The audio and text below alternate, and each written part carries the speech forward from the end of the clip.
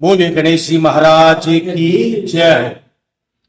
गुरुजी मैं बताना चाहूंगा, आज हम लेके आए हैं आपको राजस्थान में त्रिनेत्र गणेश जी महाराज के मंदिर में। ये जो त्रिनेत्र गणेश जी महाराज का जो मंदिर है, ये अपने राजस्थान के सवाई माधोपुर जिले से 14 किलोमीटर की दूरी पर एक दुर्ग पड़ता है, रणथंभौर दुर्ग। इस रणथंभौर दुर्ग में गणेश जी महाराज का मंदिर है। इस मंदिर की विशेषता यह है कि पूरे विश्व के अंदर अगर त्रिनेत्र गणेश जी महाराज की प्रतिमा अगर कहीं देखने को मिलती है तो वो अपने रणथंभौर दुर्ग में देखने को मिलती है। ये कहा जाता है कि ये जो रणथंभौर गणेश जी महाराज हैं, इनके मस्तिष्क में जो तीसरा नयन है, ये बुद्धि का प्रतीक बताया जाता है। गुरुजी, इस मंदिर के बारे में कहा जाता है कि इस दुर्ग में इस गणेश जी महाराज के मंदिर का जो निर्माण है, ये चौहान शासकों द्वारा करवाया गया। गुरुजी, दूसरी बात ये कही जाती है कि पूरे भारतवर्ष में अगर मैं भारत के अलावा अगर विश्व की अगर मैं बात करूं तो एकमात्र त्रिनेत्र गणेश जी महाराज है, जहां पर केवल गणेश जी महाराज के मुख और सूंड की पूजा की जाती है।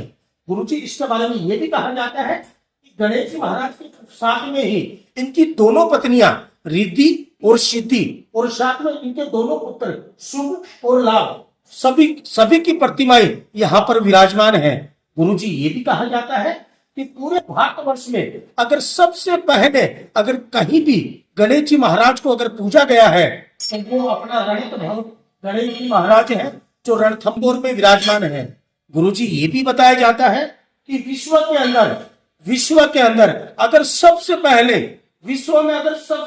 अगर कहीं गणेश मेला लगा है तो रणथंभौर गणेश जी महाराज का मेला लगा है। यह मेला प्रतिवर्ष भाद्रपद शुक्ल चतुर्थी के दिन लगता है। यह मेला लक्खी मेले की श्रेणी में आता है। कहा जाता है कि इसी मंदिर में मेले के अवसर पर लाखों श्रद्धालु आते हैं।